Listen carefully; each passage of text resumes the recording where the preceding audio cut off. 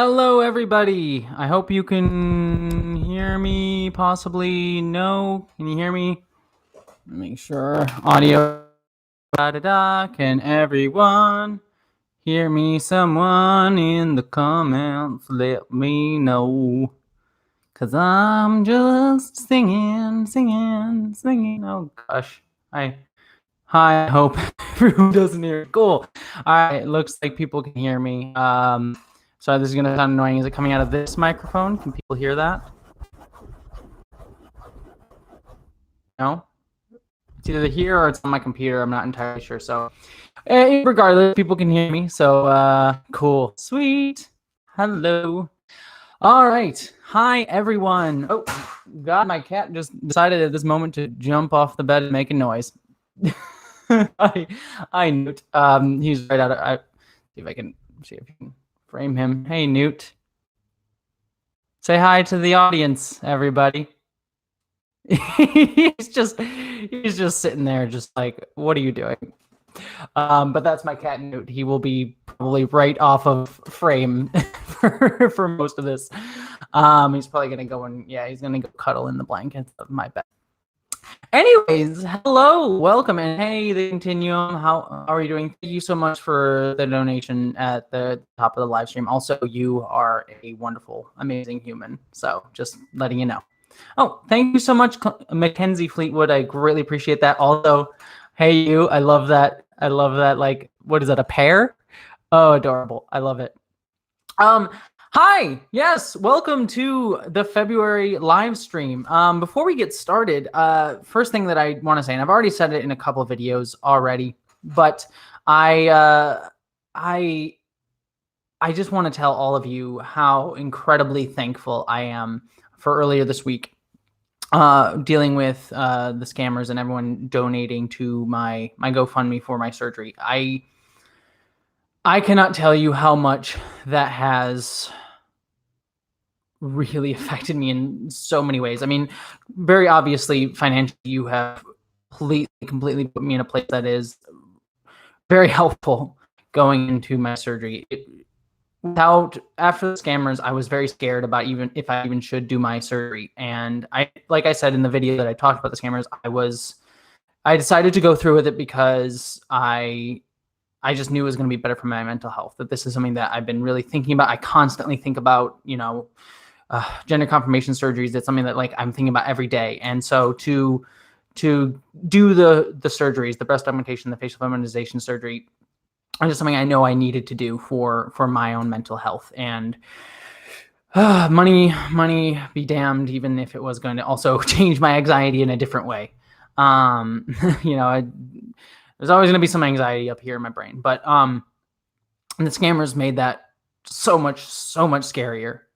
And the fact that this community just rallied together and helped me out in that moment means so much to me. And not to diminish how much the financial help really helps, because oh my God, it does. But what is always going to stick with me for the rest of my life is the kindness that all of you have shown me. It is really honestly meaningful to just have seen so many creators, other YouTubers out there, and also like so many members of the YouTube community, you guys out there watching this, members on Twitter, people like that, just coming together and to help me. And I don't know if I really ever feel deserving of that. I don't ever really feel like I will feel deserving of that. And I know many people have said I am, but again, my brain, it just doesn't always work that way, no matter how many people say it. And I don't know. It means a lot. And I'm going to be talking about this in a video that I'm going to do a video more directly discussing my feelings on surgery and why I wanted to do it and things like that. And I'm going to talk a little bit more about this in that video. But for me,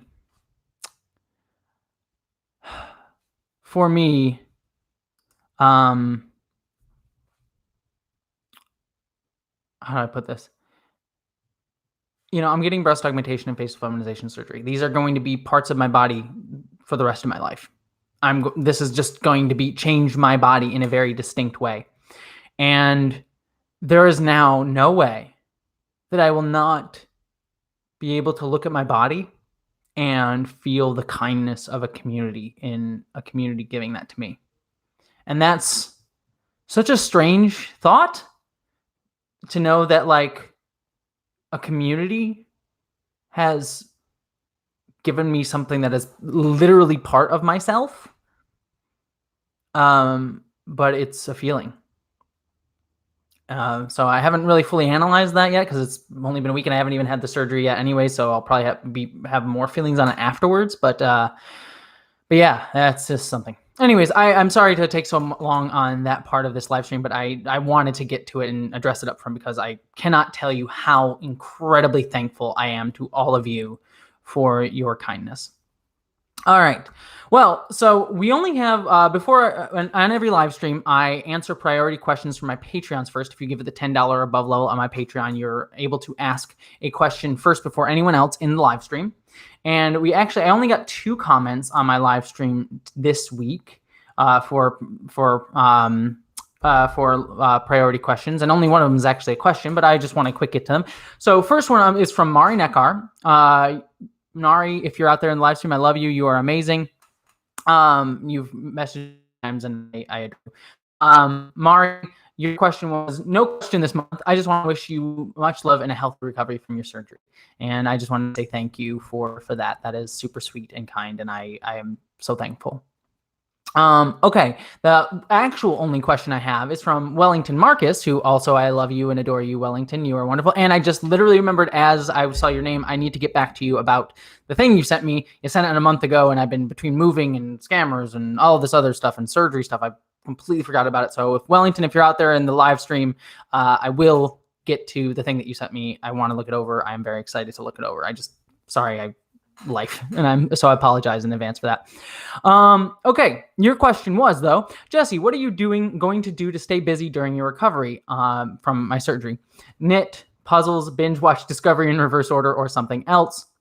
So for my surgery, actually something that I'm actually very looking forward to. Weirdly, I know I'm going to be in pain after the surgery, but it's literally, I'm taking a week and a half off of work. I have videos for my YouTube filmed in advance, so it's literally going to be a week and a half of, I'll probably be recovering for longer than that, but, kind of not doing anything for at least a week and a half. And I'm just so excited for that to, like, again, I'll be in pain, but like, whew, at least I'll be able to, just relax and not do anything for a while, which will be nice because I'm constantly trying to do stuff. So it'll be nice to be forced to kind of relax. But what I'm doing actually is, I'm a big video gamer. I have every modern video game console. I have a Switch. I have a Xbox. I have a PlayStation 4. But I haven't really had much time lately in the past few months to really play anything in depth. I've played a few games here and there, like Resident Evil 2 was sort of a big one that I really adored. But I haven't gotten a chance to play as many games as I would have liked. And so a game that I knew I was going to absolutely love was a game called Control by Remedy Studios, ? Anyways, it's a horror game. It stars a woman because, knowing me, I just love female protagonists. That's just me. It's a preference.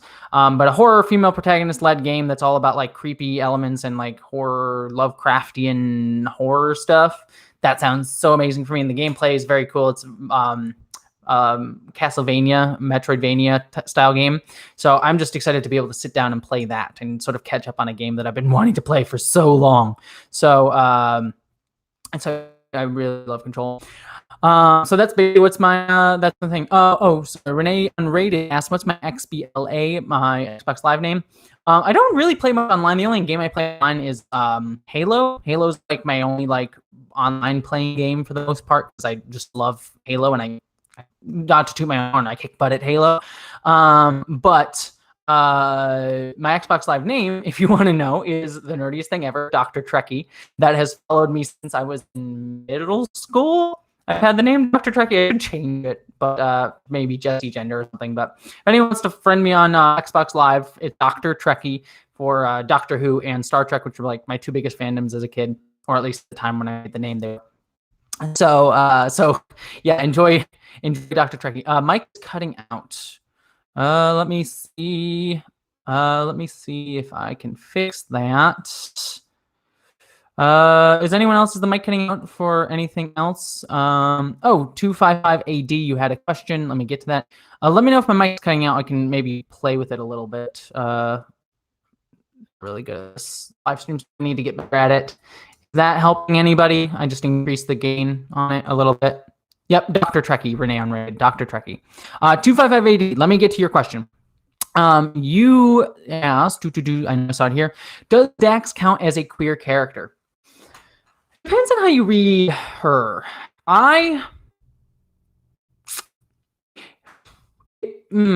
It's hard to talk about Dax as like an expressly queer character. Now, certainly you can 100% read her as a queer character, sort of like putting stuff on her. For example, obviously, as a very salient trans metaphor, I talked about that before. She used to have a body of a man. Now she's in the body of a woman, and then, she changes back and forth throughout her life. So clearly that's the case. And I'm honestly, I would be surprised if Star Trek Discovery Season 3 wasn't going to make it a little bit more, that connection to trans identity a little bit more explicit. I mean, clearly we see in Discovery Season 3's trailer that they're going back to Trill, which I'm so pumped for because Trill is my favorite planet and species, for obvious reasons, what we're talking about right now. And then also they've talked about bringing a non-binary character into the show. And I think there's been some hints, I think like actor who plays Saru, whose name I'm blanking on, but he's Doug Jones. He's talked about how the show needs to explore gender more. So I think those targeted comments make me think that this season of Discovery is definitely going to talk about gender and possibly use the Trill to discuss gender. Anyways, getting back to Dax, as a queer character, you can definitely read that she's a queer character through, obvious trans metaphor, like I said. And then there's that one episode where it's clear in a past life she dated a woman, and then she still kind of has feelings for her in the present timeline when she's Jadzia. I forget the name of that episode, but the two of them kiss. Clearly that's meant to evoke like, oh, look, it's a lesbian kiss. So clearly she's definitely in the queer canon, if you want to put her there. I don't know if we can definitely stay their canon, if you want to put her there. I don't know if we can definitely say, though, that she's 100% queer. Now, this is my reading of it, and people are welcome to disagree with me. If you consider her queer, like 100% canonically queer, that's amazing. I have some reticence in that because it's clear, like, she's wrestling with the problem of having attraction to a woman as a woman, and people who identify as straight have that issue as well. So, and she never explicitly stated that either way. So I don't know. I definitely tend to think of Dax as queer, and I identify so much through her. But I also have some hesitance because I know that it wasn't necessarily the direct intention of the writers to be like, hey, look, she's 100% queer. So you can kind of read from that what you will. I can't really say either way. All right, so I've talked a lot about that. Let me just look back through. Continue. I've never been a fan of Resident Evil. Resident Evil is one of my favorite franchises. Resident Evil 2 and remake and Resident Evil 7, phenomenal. I also never really played Resident Evil 4. I'm waiting for the remake version of it. I'm so excited for Resident Evil 3 remake coming up. But I loved 5. I loved some of the spin-offs, the Resident Evil 1, Resident Evil 2 remake 7. They're phenomenal. All right, Annie. And the next question I see is from Clarice. I'm sorry if I'm going to get your name wrong. Carlisle, the Cinephile. Apologies if I said it wrong. Have you ever heard about the web series Shield of Tomorrow on Geek and Sundry? It's a series where people play a Star Trek tabletop RPG. I have heard of it. I think I actually know a few people who actually play on it, but I have not listened to it yet just because time. I have so little time. Like I said, I have very little time for video games, and I have to watch stuff for my YouTube. I'm trying to catch up on other shows and things. So I do want to listen to it. I plan to binge it at some point, but I am aware of it. But I have not had a chance to listen to it yet. But I am excited. All right, next question. Picard of Discovery, who will last longer? I think already we know Discovery is going to last longer. That's not necessarily speaking of the quality. This is from RGD, by the way. This isn't necessarily to speak to the quality of either of them. And personally, this is something I haven't really talked about yet. I think personally, I am, as much as I love Picard, I think I connect with Discovery a little bit more. Just personally, this isn't even saying which one's better in quality, but the characters on Discovery, I think I resonate with a lot more. Tilly, for example, Saru. I don't know. I just adore all those characters so much. And I kind of like the adventure crazy feel of it.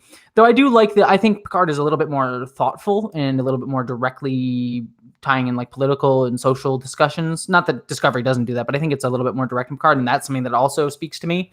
So it's a little bit of like one hand or the other. I love both shows, and I enjoy both shows. I think personally I connect with Discovery a little bit more, just on a personal level. But I can probably, if I was sort of objectively stepping back, I'd probably say the writing is stronger in Picard. But again, it's hard to judge that with only 6 episodes. That's kind of been my problem with reviewing Picard, is like a lot of my end feelings on this show might change. I might end up disliking it more than I do. I might end up loving it more than I do in the end, just because it's kind of hard to judge it. A thing like this, where it's like we're in the middle of it and the story is so all intrinsically tied to it. So a lot of the payoff is going to change how I feel on Picard. And also thank you, Psychic Refugee. I really appreciate it. I love the keep it up pair. Thank you very much. It's pronounced Carl Isle, the cinephile. Hopefully I'm saying that right. Apologies again if I'm not. There was another question I saw about Elnor I wanted to get to. CL0626. Did everyone except me already know before today that Elnor basically means Star Trek in Elvish? Wait, is that actually true? Because that's actually really cool. I'm going to have to look that up. Wait. Elnor in Elvish. Let me quick see. Because I had no idea of that. Well, I can't find a direct thing. I don't want to spend too much time looking it up. But if that is cool, that's... Yeah, Eleanor means star and sun. Huh. Interesting. That's super cool, actually. I love that. That's a cool little tidbit. Thank you for that, CL0626. Ryan Miller. Hey, Jesse, I'm loving your Picard reviews. In your review of the episode a few weeks ago where Park picks up Elnor, you said Picard completed his first Mass Effect side mission, LOL. Yep, it just made me think about that. It's like, all right, we're getting the team together, and now we're going to go do loyalty missions. I mean, that's probably what's going to be happening over the next few episodes. Like, we're going to get a Rios loyalty mission, and we're going to get a Girardi loyalty mission, that sort of thing. So it very much is like weirdly based on Mass Effect in that regard. The Gatorade product placement, because, you know, drink Gatorade. Okay. Is your Xbox name Dr. Trekkie? Exactly. It's Dr. Trekkie. Both words full out space. So DOCTOR. Am I spelling doctor right? And then Trekkie, TREKKAIE. I love how I know how to spell Trekkie before I know how to spell doctor. So that's great. Good thing I don't love writing. All right. But it made me think, would you ever produce content about Mass Effect? Think it's one of the most interesting sci-fi universes outside of Star Trek. Yeah, I agree. I think I think Mass Effect is one of the best like science fiction operas out there. It's like right up there with Star Trek, right up there with Babylon 5, Battlestar Galactica. It's fantastic. I don't know if I'll ever do one in the near future. I probably will. More than likely, if I do one, it'll be if it's tied to something. Like, I do want to go back and replay the Mass Effect games at some point. And I probably will do that if they like do a HD re-release or a re-release of those games, or if there's like a new Mass Effect game coming out, like Mass Effect 4 after Andromeda. And I even liked Andromeda. I'm one of the crazy people that likes Andromeda for weird reasons. So I will probably at some point in the future. I don't have any direct plans to, but I love that series and there's so much to mine there. But it probably would be on like the Asari. It probably would be on like the Asari. There's a lot of gender stuff with the Asari, but I don't have any direct plans to. But probably if I do it, it would be around the time when a release comes up. Like, for example, I've been wanting to do a video on Half-Life, the Half-Life franchise, which is my favorite video game franchise of all time. I adore easily favorite video game franchise of all time, despite how much Valve has messed with us. And they've recently announced a game, Half-Life Alyx, which inspired me to do a Half-Life video that'll be coming out next month. So I'm very excited to share that out with you, because I actually filmed some of my family lives in New Mexico, which is near Black Mesa from Half-Life. So I actually filmed in New Mexico for that video. So I'm very excited to share that with all of you. People saw the cat, my newt hanging out. Oh, he's right there behind me. There's the kitty, just sort of hiding, sleeping on the ground. Well, something fell off my shelf. So there's a ghost. So that's cool. I'll fix that later. Okay.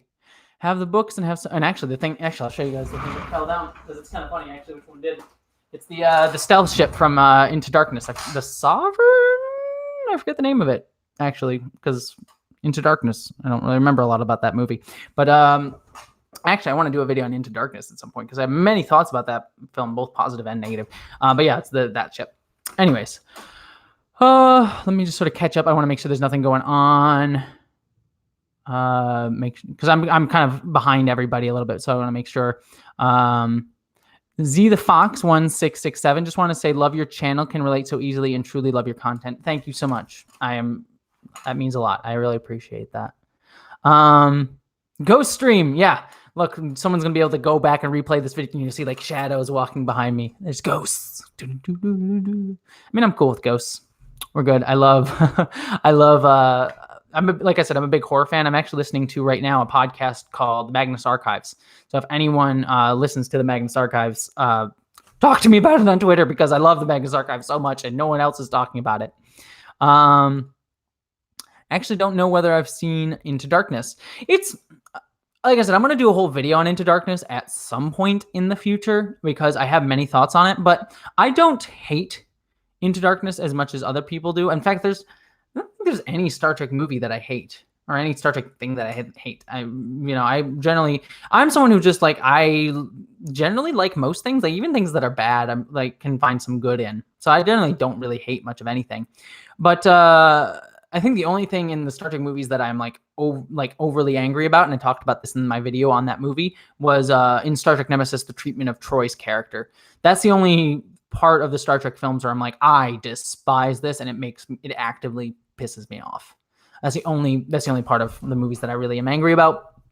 So I am that, but other than that, I have many thoughts on Into Darkness. Both positive and negative. I think it did some interesting things. Did rely a lot on fan service, but it's not altogether a wash of a film, as many people like to think of it as. I think there are some good parts of it. Gregory Whitaker, TMM, released a video today about the Phantom Menace. Have you seen? Have thoughts about the topic? TMM. Who is TMM? Why am I blanking on TMM? I don't know who TMM off the top of my head is. I probably do know them, and if someone let me know who TMM is in the comments. I'm gonna be careful here because I am in some group chats with some other Trek YouTubers, and we talk about the Phantom Menace a lot and our feelings on it. And I did a video. I'll talk about this first. I did a video talking about the Phantom Menace, which for those of you who don't know are what I kind of would place as like the more toxic YouTubers. I won't name specific names because again, and I'll talk about that in a second why I'm not going to do that. But I'm just trying to be careful here. I did a video on the Phantom Menace, and my biggest problem with the Phantom Menace directly is the fact that it doesn't create spaces for us to be critical and connect as fans. It creates a culture war where no one can. It's like if I hate Picard, then I'm on that side of things. If I like Picard, I'm on the other side of things. Then we can't meet and have a critical discussion of something. And I try very hard, as much as I love Picard and Discovery, I try very hard on my channel to try and always be a place where we can have good discussion. I want to hear when people dislike Discovery. I want to hear when people dislike Picard. I want to hear when they dislike anything. I love having that discussion. I think I learn more from people. Like I watch videos from people who don't like Picard. I have friends who don't like Picard, and I listen to them, and I get a greater understanding. I won't always agree, but I'll be like, oh, I see that scene in a different way now. I think it's beautiful. Criticism is a beautiful thing.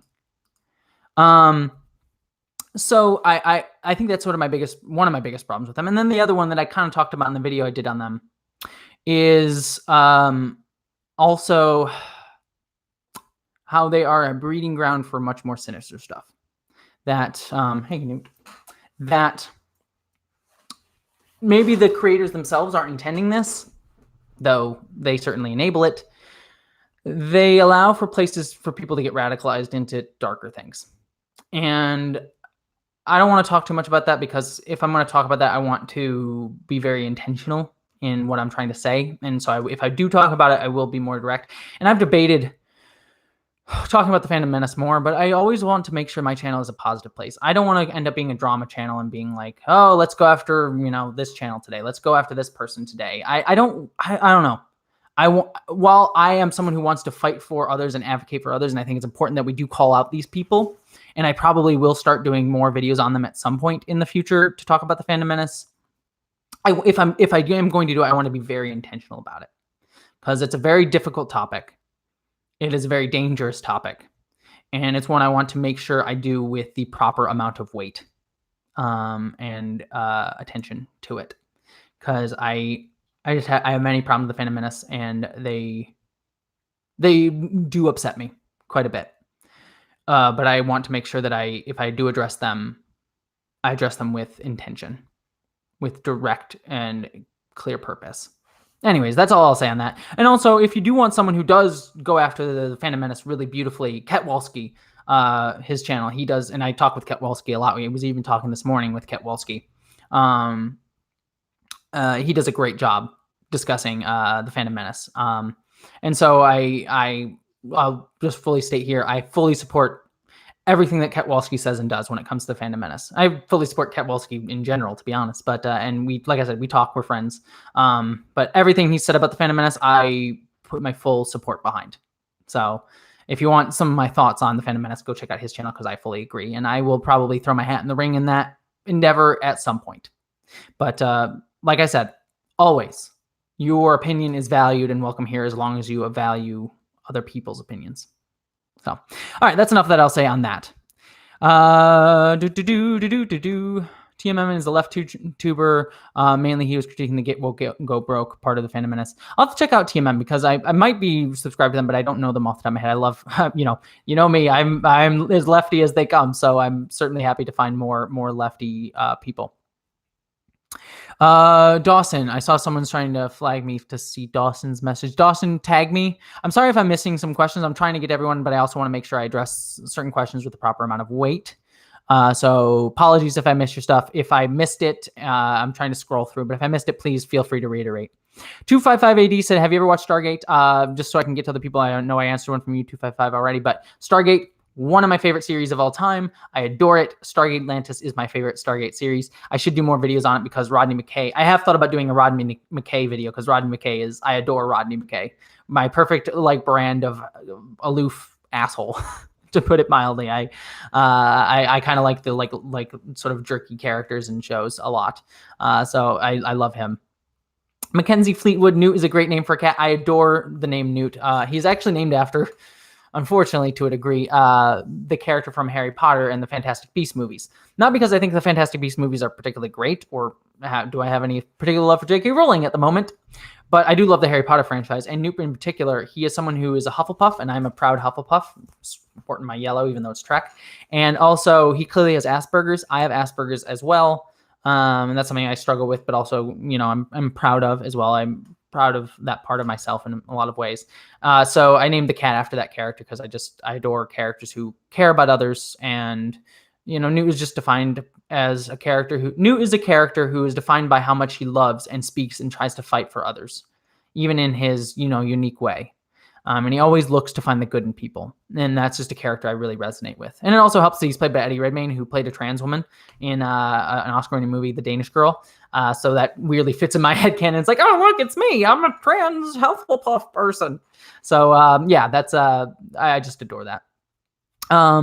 Lorcan, Chief O'Brien, best character in Trek, yes or yes? I would disagree. I mean, it's all opinion. So if Chief O'Brien is your favorite character in all of Trek, that is totally awesome. I like Chief O'Brien. I like the idea of having a working class character on the show, and I think he's always used really very well. And he's used to show a very flawed human. In fact, people talk about Picard and it's like, we never see flawed people in Star Trek. Like how dare 7 of 9 be flawed now? And I'm like, Chief O'Brien is a very flawed character. He is kind of a jerk to his wife sometimes. Keiko's also a jerk to him sometimes. But he's always, doing a good job. He's always willing to roll up his sleeves and get the job done. So I adore Chief O'Brien. He's a great character. Not personally my favorite just because I don't identify with him as much, but I do think he's a fantastically written character. Let's see. Renee Unrated. Jesse, I'm trying to be a big YouTuber and wanting to do more Star Trek videos. Do it. Please do. There's always room for more wonderful and positive people on YouTube. I always want to encourage people. And if you do start making more YouTube videos, sorry, I lost you, so I don't make sure I don't say your name wrong. Renee, if you do end up doing more Star Trek videos, let me know and shoot it my way on Twitter, and I will try my best to pay it forward and promote you as best I can. Because like I said, there's always room for more wonderful, beautiful people in this space. So I would be more than happy to see you do YouTube videos. So please, I think, didn't I watch one of your videos? Maybe I'm thinking of someone else, but I think I did I watched one of your reviews a while ago, and I thought it was wonderful. Certainly improvements. I mean, I'm learning and improving too.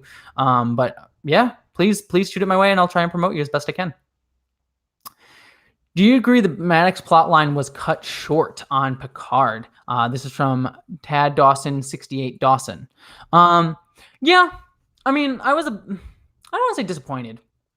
I think there was probably more story to mine with Maddox. Again, this is the hard part with this, because it's like, it's hard to judge a story when we're like, it's hard, like if like I was reading, if I'm reading a book and I'm like halfway in the middle of it and then I stop and then review each chapter, that's kind of what it is with Picard. So a lot of it it will depend on payoff. Now, obviously, I love doing reviews. I love discussing with stuff. I love seeing stuff, and it allows me to like discuss minutia within an episode by doing episode by episode reviews instead of like a season long one. But I think a lot of my feelings will be finalized once the series is over, or at least the season is over, and I can kind of look at it as a whole and see where everything went. So yeah, I do think the Bruce Maddox storyline was cut short. And there was definitely more to be mined there with like his relationship with Data, how he felt about synths after Data and things like that. But we do get a little bit of that in the book. If you read the Star Trek Picard book, which I highly recommend, it's really good. I did a review on it, so check that out if you want my thoughts on that book. But it's not necessary. I mean, I think there's definitely some cool stuff in there. So you get a little bit of him there. And then who's to say we don't get more of him later on this season? I mean, obviously he's dead, but we saw with the next episode 6, The Impossible Box, Soji is having visions of Maddox. So who's to say we won't get more visions of him? Like, remember Data in The Next Generation would have visions of Soon. He had, dreams about Soon and got to talk with Soon in his dreams numerous times. So who's to say Maddox won't show up in a dream state in some point? So we'll see what happens. In that fun. Are you wanting to have any specific meals before surgery day? Nothing specific. Surgery, I'm not allowed to eat. I think I'm not allowed to eat after midnight. So like a freaking gremlin. So I should be able to eat the day before, but I don't want to have too much in my stomach because I don't want to get too graphic, but they don't really want to have anything in your bowels while you're unconscious, just for obvious reasons. So yeah, I'm not thinking of anything specific. I am thinking of celebrating afterwards, like with some sushi once my stomach settles and I'm fully healed, because sushi is my favorite thing. In fact, after I'm done with this live stream, I'm going to my favorite sushi place and getting some sushi tonight and watching a movie. I'm not sure what movie yet. Maybe the new Jumanji movie, just because it's been a long week and I could use a little bit of just a fun movie and not really. I usually like watching like a horror movie or a really deep, thoughtful movie on the weekends with a beer and some sushi. That's how I de-stress on the weekends. But this week I'm probably just gonna watch something dumb like Jumanji. I think they're fun. I love Karen Gillan. I love The Rock. So I'll probably just watch the new Jumanji movie. If anyone's seen it, let me know, because I'd love your thoughts on it. If you have other movie suggestions from, actually, if you guys want to suggest some movies for me to watch tonight, I'd love to see your suggestions. Shoot me some movie ideas. Let's see. Are there any parents in Star Trek who model good behaviors that would support LGBT children? Ooh, what a wonderful, wonderful question, Nathaniel Robinson. Model good. I mean, the prototypical like best dad in all of like Star Trek, I think, is Sisko. I think he does a beautiful job accepting Jake in all of Jake's flaws and understanding his own flaws as a father, but never not being there for Jake and constantly pushing and accepting Jake. I think there's the episode The Visitor, which is one of my favorite episodes of all of Star Trek. It's the Deep Space Nine episode where we see, Sisko gets, separated from space-time. We see Jake as an older writer.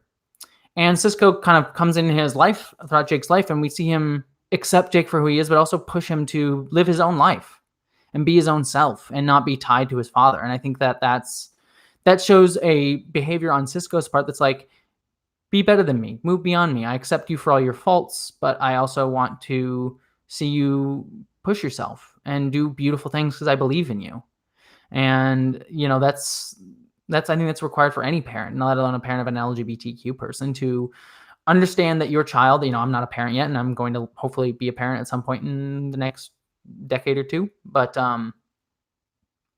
yeah, I think we can. It's important to just accept that your kid is going to have faults and move beyond them. I mean, to use an example from my own life to relate to my dad, you know, then I learned that I was scammed out of the money earlier this week, or like it was the day I learned was last Friday. I called my dad, and I was fret and not in all a good place mentally, beating myself up, hating myself. It was not a particularly fun moment. And that's something that I know about myself now. And I don't. And sadly, in situations like that where it's like life or death, crazy, over the top stuff, I know I tend to catastrophize very easily, sometimes warranted. So just my dad understands that about me, and he pushes me to be better. He's like, you need to get a handle on that anxiety, but he's always accepting of that. So I think that that's a great model for a parent. I hope that everything's breaking up, Captain. Dang it. Why am I breaking up? I'm trying to figure that out. 1 second. If anyone knows how to fix this stuff, 1 second. Let me see.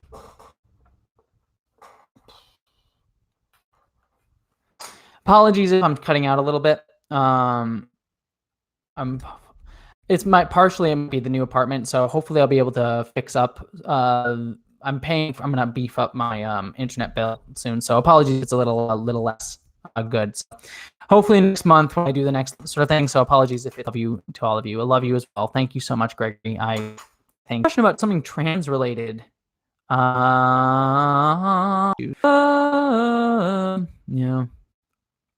Lorcan Nagel said, don't necessarily get into the Icheb actor thing, but he follows me on Twitter, weirdly enough. Yeah, I have many thoughts on that actor.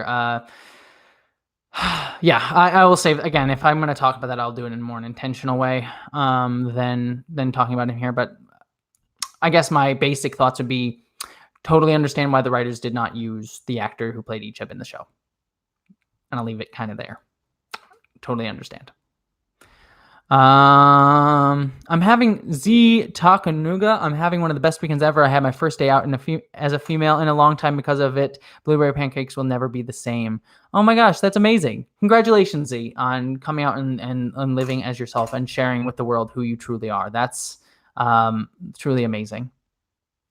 John Gringas, I've lost the stream, so before I go, I want to say we heart you. I hope your surgery goes well and you're very swift. Thank you, John, and thank you for your kindness, financially as well as just your kindness just as a human being. So thank you.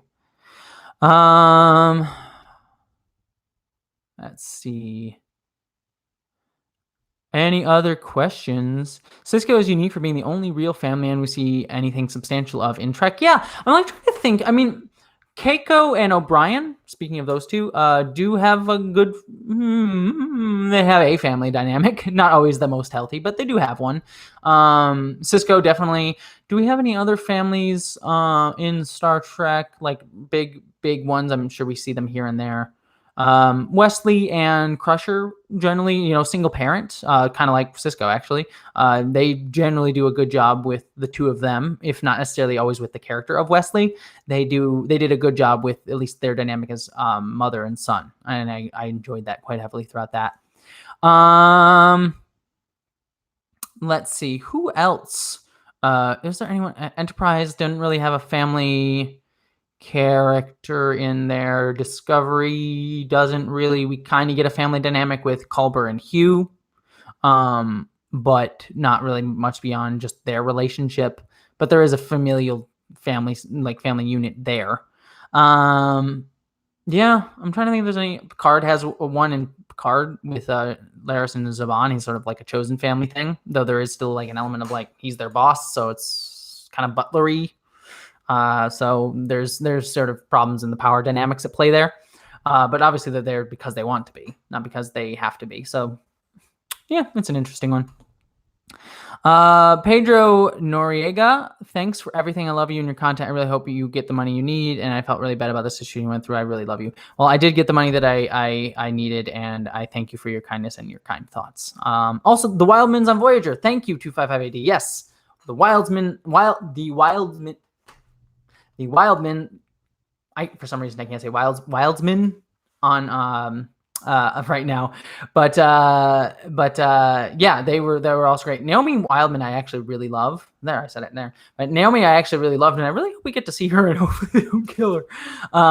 In the book, she actually joins Starfleet Intelligence and becomes a Starfleet officer in Starfleet Intelligence. So maybe they'll go down that route, because that was the decision by Kristen Beyer, who currently writes for Picard. She wrote those books. So what a great way to maybe segue that in there. Nathaniel Robinson, thanks for your wonderful answer. At some point in the future, I would love to hear how you imagine being a parent. Oh, thank you so much, and I appreciate the super chat. I won't get too much into being a parent right now, because there's and I think I mentioned this in a video that I've released. It might be in a video I haven't put up yet, but my ex and I actually broke up this year because I wanted to, we've talked about this, I've talked about this publicly, so she's okay with me sharing this, but I wanted to have kids at some point in the future. She did not. And sort of that was a reason that we broke up. So yeah, that was, I still kind of have a little bit of hard feelings on that, but I will talk about my thoughts on being a parent at some point. I would love to discuss it, but it's a little bit kind of wrapped up right now. I have a friend who runs a D&D podcast. This is from Carlisle. I'm sorry if I screwed it up again. And he asked me to do a GM of Star Trek Adventures one shot. I'm looking for players. It's a long shot. Would you be interested in doing that? Potentially. Like I said, my time is kind of busy right now, especially with the surgery coming up, but I would definitely not be against doing more Star Trek Adventures. In fact, for those of you who don't know, I actually did a Star Trek Adventures series over on Lore Reloaded channel. So if you watch Lore Reloaded, he has Star Trek Adventures series that I did with myself, Ketwalski, Lore Runner, and Lore Reloaded as the DM. And it was a lot of fun. It is, I will say up front, it is a rated X D&D story, Star Trek Adventures story. Mostly on the back of my character, because every character I play in D&D ends up being promiscuous. It's just how I play, which is funny because I'm not asexual, but I don't really care all that much about sex in my day-to-day life. So it's just funny that weirdly that gets expressed in my Dungeons & Dragons character. So, but if you are curious in seeing me play Star Trek Adventures, go check that out. We were planning on doing another season, but Lore Reloaded just said right now with a lot of stuff going on in his life, he can't facilitate it, but I'm sure at some point we'll be doing Star Trek Adventures again. And I'm also down to join another game. So reach out to me, Carlisle, in maybe a few days or even weeks if you're still starting it up, and I might be interested. I'd love to hear more. There's Jesse, do be in a rush. There's plenty of time for kids. If you want to talk on that subject, DM me. Yeah, I would love some thoughts on kids at some point. It's like I said, I have more life steps ahead of me first. I got to deal with surgery and other life stuff, but I do want to talk about kids. Isn't Lore Reloaded kind of reactionary? Yes, Lore Reloaded is kind of reactionary. So first things first, I'll say right up front, I love Lore Reloaded. I have he is not part of the Phantom Menace. He hates the Phantom Menace quite a bit. I don't always agree with him. I don't always agree with the way he discusses things or thinks about things on his channel. But as a human being, I think he is a good person. I think he's a bit of an instigator. He likes to stir up crap just to stir up crap, which again, I have some moral qualms with. But overall, I think he is a good person. And he's spoken up for me many times when people have been transphobic and hurtful towards me. But I am very thankful for him for being kind. Like I said, I have problems with him here and there, but I think generally he's a good human being with a good heart, and his heart is in the right place. So yeah, and like I said, I don't always agree with him in many things, but who doesn't have someone that the continuum knows. Lore likes to wind people up. He likes to stir the pot. Just he's one of those, like, he's gonna poke you just to poke you. Mackenzie Fleetwood, are you familiar with Matt Baum? Actually, I am, and I have edited some of his videos in the past, funnily enough. Yeah, I used to work at a company called The Advocate, which is an LGBTQ magazine. I used to be a video producer there. And Matt Baum used to be one of the contributors to The Advocate, so he would send us in videos, and people would, and I would edit them. Other people edited some, but I've actually edited Matt Baum's videos or communicated with him.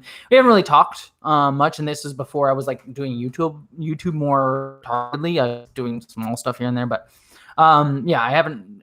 So I do know Matt Baum. I've spoken with him. I've worked with him in a roundabout way. But yeah, we haven't talked much, and I'm not really close or have any direct connection with him other than that. But yeah, I am aware of Matt Baum. He's a great YouTuber. If you haven't heard, if you want more like queer information stuff, Matt Baum's a great resource for, leftist political discussion involving queer topics. I can kick them out. 1 second.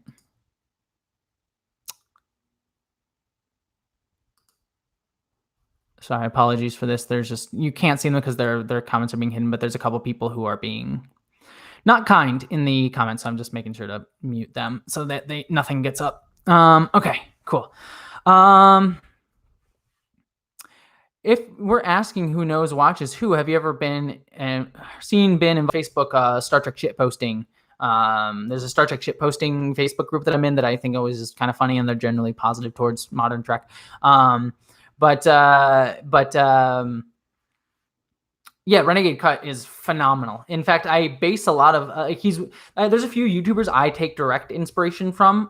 Sort of the big ones are Philosophy Tube is a big inspiration on me. ContraPoints is a big influence on me in terms of style and how I want to leverage and make content.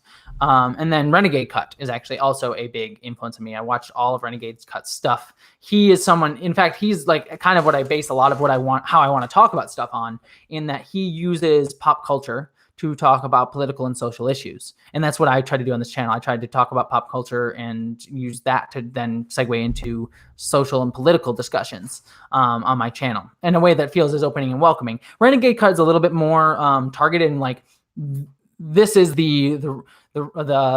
my strong opinion, which I personally love. That's the content that I love watching. I love watching leftist content. I'm a leftist. That's just me. But for my content personally, I aim to, while not be, I don't want to ever be like, I'm the enlightened centrist. I am leftist, and I'm very clearly leftist, and I will always make that clear.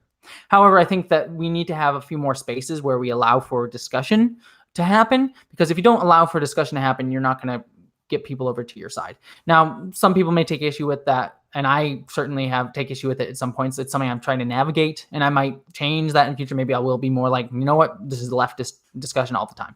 But it's just something I'm trying to navigate and learn as a creator, and maybe I'll fail at it. Maybe I'll grow beyond it. Maybe I'll change my opinion on it. But I'm definitely a leftist, and but my channel is always going to be about trying to be opening and welcoming to not all opinions, but opinions where I think we could at least have a discussion on things. There's certain like hard lines where I will not cross, very obviously, for moral or ethical reasons. But I also think that there's worthwhile discussion to be had to try and convince people. I find that I'm able to convince people by having the discussion. So that's me. And I'm, like I said, I'm trying to I'll try to do that. Psychic Refugee. Also, if you can give me a shout out to me, Jane, I'll just die. Well, here you are, Psychic Refugee. I'm giving you a shout out. You are wonderful and amazing, and I adore you. So thank you. Let's see. Psychic Refugee. I just saw sorry, you called out earlier, and I was in the middle of a discussion something. Psychic Refugee, thank you for your super chat. First off, thank you very much. I greatly appreciate that. As a fellow Trekkie trans girl, you make me feel so good and so inspired, and I hope everything goes well with your surgery. We all love you. Oh, thank you. That's very kind. That means a lot. It really does. Much appreciated. And Michael Christian, I also want to say thank you to you for your super chat as well. Let us see. What are your thoughts on ContraPoint's Twitter canceling? Again, this is one where like I want to be very intentional on this. I actually did an article. If you go to my YouTube community tab and scroll back a few months, I actually did an article for Pride.com on ContraPoints and the whole ContraPoints scandal. It was before she released her canceling video, which was her response to that. It was sort of like what happened the few days after the ContraPoints scandal and canceling. So if you want my longer thoughts on it, go check out that article. It was me sort of giving the full background on it and things like that. But my basic thoughts on ContraPoints being canceled are this. Buck Angel is very damaging to, his views are very damaging towards non-binary people, which I am a non-binary person. So while I acknowledge that Buck Angel, the Wachowski sisters, and Lena Wachowski, I believe in particular, by outing her as a trans person before she was ready to be out. So I do not like Buck Angel, even though I appreciate some of the good things that he did. So by having Buck Angel in her video, I think it was wrong of ContraPoints to do that. However, I think the response to her doing that was a bit overblown, and not that people didn't have legitimate gripes, or they should have felt hurt. They had a right to feel hurt. They had a right to be angry, and they had a right to call her out on that. And it's more of a problem with Twitter and our current medium in general, is that once that snowballs, people just keep talking about it, and then just more and more people keep talking about it, and then it keeps snowballing, and you keep tagging ContraPoints in it, so she keeps seeing it, and then that affects her mental health because she's being insulted and dragged and all these things. And it's like, I don't think any one person is responsible. People had a right to critique and call her out for her mistake. But I think because of the way Twitter amplifies things, again, not to completely absolve people of all responsibility, but Twitter amplifies things in such a way that, like, one thing swells into another, and it just hurts and affects your mental health in a lot of ways. You know, like, even for me, I see so many good, wonderful, positive posts on my YouTube, but, like, you know, every once in a while there's a YouTube commenter who says something terrible, and that gets, like, sent to my phone, because I let comments come up on my phone so I can, like, read some of them. And so then, you know, I look at my phone, and there's, like, someone says, yo, you're awful, and trans people are disgusting.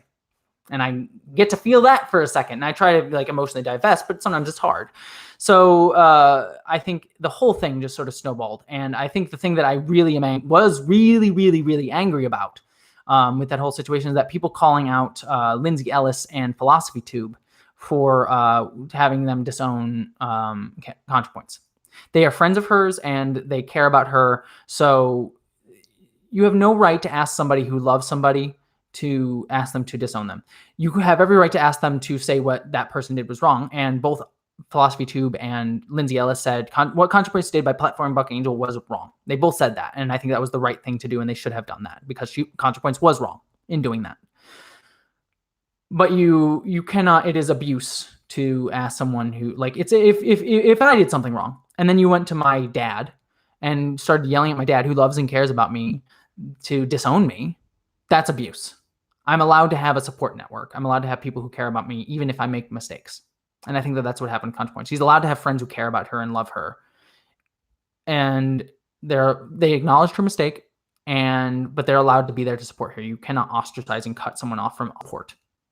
Not forgiveness, not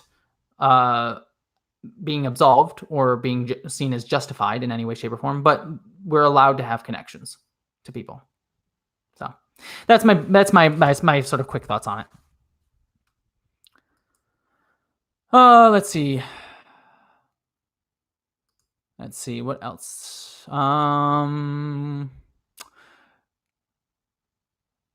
Thinking of, do you actually read all the comments you like? How do you have the time, if so? Steel06, you're asking, thinking of, do you actually read all the comments you like? How do you have the time, if so? When I heart a comment, I have 100% read the comment. That's why I use the heart. So if you're in my YouTube comments and you're reading comments and you see that I've hearted a comment, I have 100% read your comment. I can't always respond to all of them because I just don't have the energy to. But, like, during the day, you know, when I'm just walking around or something, I'll scroll through and see what the comments are, and I'll like them. So if you get a heart on your comment, I have 100% read your comment. And then I'll sometimes respond to them if I have the time or emotion, or someone says something particularly interesting to me. But I try to read as many comments as I possibly can, and I do that just by, like, you know, I have an app. There's an app on my phone that lets me sort of, like, sift through all the comments on my YouTube. So, you know, to get a little bit graphic, like if I'm in the bathroom, at work, or, walking somewhere, or just, lying in bed at night, I'll like just go through the comments and read them and heart them. So it's maddening. I would love to respond to every single one of your comments if I had the time, but I just can't. And that's by no means, sometimes my response to a comment is no measure of quality of the comment. Sometimes I respond to really bad comments because they set me off and make me think, and make me want to say something. But just because I don't respond to you does not mean I did not like or appreciate your comment in any way, shape, or form. It just means I'm a human and only have so much time. Let's see.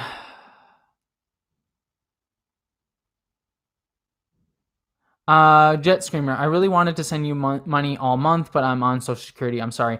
Jet Screamer, let me, and this is something I want to be very clear about as well. And this is something I just want to, it seems like an appropriate time. I'm going to be talking about in another video too with the GoFundMe stuff and the stuff from the scammers, which I'm very appreciative of. So I'm going to kind of not talk about that part of stuff because I have emotions about that I'll talk separately about in a much more intentional way. But in terms of like supporting me on Patreon and PayPal and things like that, that is something that I only ask if you are able to give and you appreciate the work that I give and want to support the work that I do. My goal with this channel ultimately is to do this full time. I would adore doing this full time, and then offset it too with like, freelance work or hosting work. If I got to like host in different places, my dream job is to be a host and to like be like doing stuff like on IGN, or just to use examples, Polygon, things like what those people do. That's my dream. And I would love to do this full time. And part of that is, needing your support in order to do that. To be able to sustain myself, I need Patreon support in order to do that and fulfill that dream. So that's why I have that there. But I only ask people to do that if they are able to do so. You do not never feel compelled to give to my channel or give to me. I would never ask anyone to give who couldn't. It's always meant to be an extra thing. It's not meant to be a do this to support me. And I don't think I hope I've never given that impression. But it's always like, I want to do this full time. So it is so meaningful for me that people give and support me. It means the world to me. And the fact that you are directly contributing that dream. And then also, like I said, with the GoFundMe, directly contributing to my body and my mental health and physical health and all those things. It's so meaningful. But only do that if you are able. So that's just what I want to say. And I thank you, Jet. You said you've never given that impression, but I just want you to know that I regret that because I care. Well, thank you so much, Jet Screamer. I do appreciate that. And I didn't think that's what you were saying, but I just wanted to, it's something that I think about constantly too. It's something that I always want to make sure I check myself with. And with the GoFundMe too, I was trying to be very clear and intentional. It's like, that's why I did the thing with the GoFundMe. It's like, if I get my money back, I'm going to repay everyone or I'm going to give it to charity. That's the only way I felt comfortable even doing that whole thing. Just whenever I think about money and people supporting my channel, I want to make sure I'm using my platform for good. And, there's no ethical consumption under capitalism. So there's always going to be some element of, uncomfortability that I'm going to have in general with the whole situation. But it is meaningful to me, but I never would ask people to give beyond their means. Okay. I'm going to start wrapping out soon because I want to kind of relax. I was filming all day today. I filmed a few videos and trying to get some stocked up for my surgery so that I can kind of relax during my surgery. So we're going to be wrapping up here in the near future.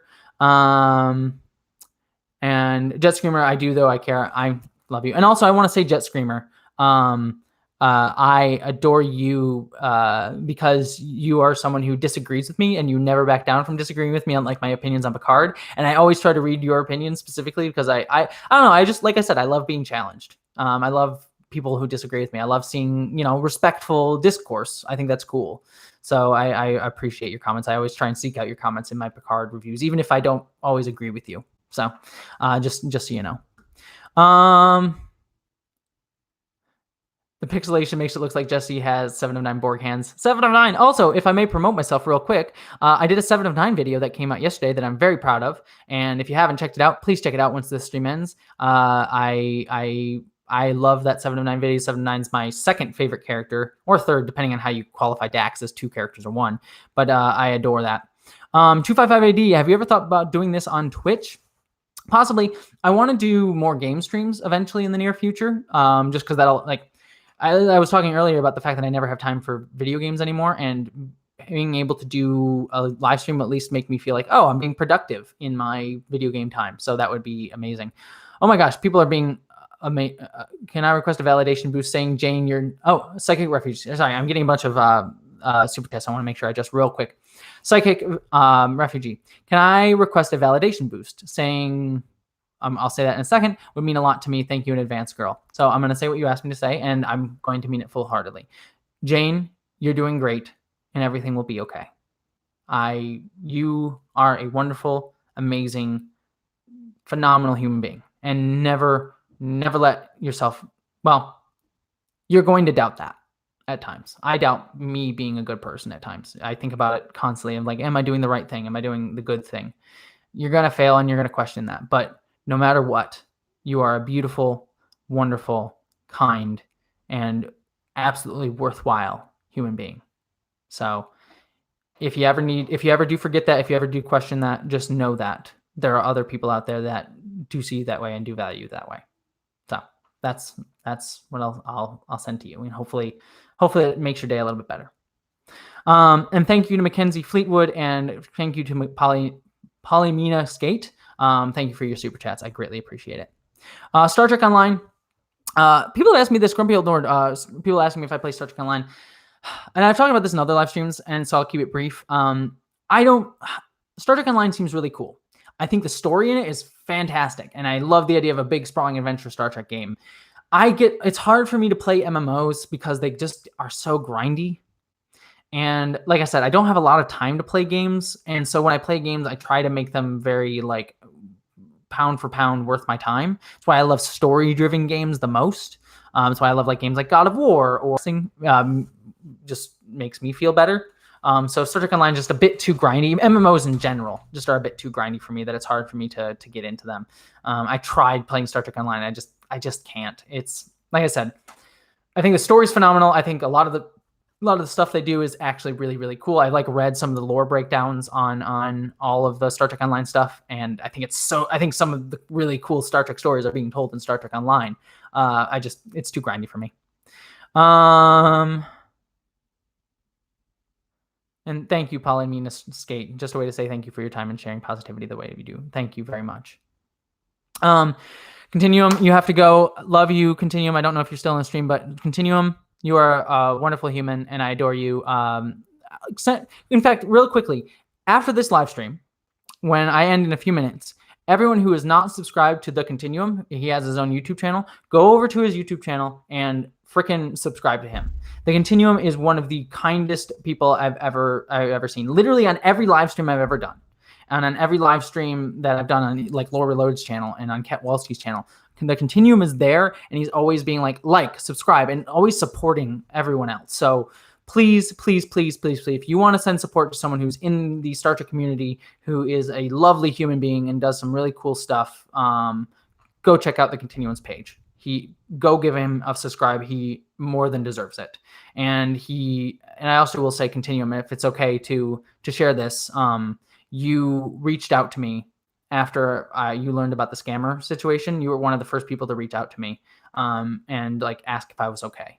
And I cannot tell you how much that means to me. So thank you, The Continuum. You are phenomenal. Let's see, Mr.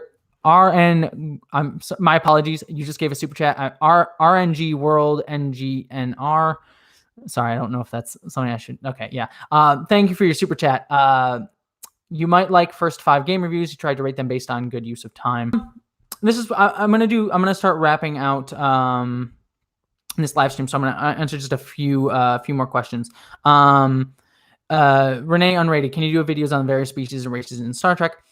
So I've debated doing more lore breakdowns, and I did a few of them. In fact, I did one on them in way back in Star Trek Discovery Season 2. I did one on the I forget what the people who made the gateways, and I'm blanking on their name. And I really love doing that. It was a lot of fun. However, lore breakdowns are a little bit difficult for me just because other people do them, and it's not something that particularly entices me all that much to do like lore breakdowns on species and stuff. If I was going to do stuff on races and species, the way I would have to do it is to discuss it from a philosophical and political social angle. So for example, if I was going to talk about a species like let's talk about the Trill. I would talk about the Trill in like a transgender metaphor, for example. I mean, but I've kind of done that to death. But if I was going to do a direct one on the Trill, that's how I would do it. I'd talk about like the social political implications of the Trill. Maybe it's worth doing. The Iconians. Thank you, Randy TV. The Iconians. I did a video on the Iconians that I actually really love that video because it was very moody. I tried to make it creepy and scary, and kind of dark and fun. So if you want like sort of a creepy Star Trek lore video, go check out the Iconian one. I did it as a theory for Star Trek Discovery season 2 because I thought maybe the Red Angel was going to be the Iconians at the time. So it's a little bit outdated now, but it was a fun doing it. Dash Fat Bastard, excuse me. Thank you for your super chat. I also see you all the time down in my comments. So, thank you so much. And on Twitter too. So I appreciate you very much. Much love to you this week. So Fightful, RE Trek, and all else in life. Your Loki Beal video first hooked me in. It was just what I needed. LLAP forever. Thank you so much. You are wonderful. And then I know hi Jesse, you should start watching the series Channel Zero. I recently bought its Blu-ray box set and really enjoyed it. Would you do a video series reviewing it? I have to look into it. I couldn't tell you if I'd want to do a video series reviewing Channel Zero, but I'll take a look. I've never heard of it, so yeah, I'll take a look and I'll let you know if I'm going to be doing it. All right. So I'm going to start winding down. Let's see. Quick things to push and mention. Don't forget to go check out the Continuum's YouTube page. Go subscribe over there because he is a wonderful human being. Trigger warning as free as possible, but it is discussing PTSD, so just be aware of that. But it's a video I'm very proud of. It talks about her journey through Voyager and into Star Trek Picard. So go check out that video. I love it so much. Any other quick things? Later this week, obviously, I'm going to be doing a couple of videos. I'm going to be doing a video on the scammer update and sort of like telling you a little bit more about that situation so I can be as transparent and open about that situation as possible. And then a couple other discussions coming out this week, and then a Picard review. And then I'm going to be doing something a little bit interesting on Friday for my featured video. It's going to be on Star Wars again, and a bit more directly politically minded. So keep a lookout for that video on Friday, if I may tease a little bit. Love you all. Thank you so much. And Andre Jones, I just saw that I saw your thing. I'm gay and I can't say this enough, but thank you for all that you do. Glad to have a queer fandom shared. Thank you. I adore you, and I love the fact that there's so many queer people in Star Trek, in the Star Trek fandom. It's wonderful. It's part of why I love Star Trek. Anyways. Thank you all so much, everyone. The usual like, comment, share, subscribe, all that fun stuff. And never forget that all of you are beautiful, phenomenal, kind, and just beautiful people inside and out. You are so beautiful. And if you ever doubt that, just remember that you are. All right. Love you all, and I will see you all later and talk more. Oh, also one other thing. I'm going to try and do a live stream either right before or right after my surgery. So be looking after that because my surgery is in... I keep going. I just wrapped out, and then I kept going. March 11th is my surgery. I'm going to try and do a live stream. I'm doing a video about my surgery that will come out after that. And then after that video, I'll probably do a post-surgery live stream just to sort of discuss where I'm at then. So if anyone's curious about that, that'll be coming out soon. We'll see. Again, I'm putting an asterisk on it just because I don't know how I'll be feeling after surgery. I might be too tired, but we'll see. Anyways, enough self-promotion. Love you all. You're phenomenal. Have a wonderful evening. And as always, live long and prosper. I'm going to go have my sushi and my movie, and love you all.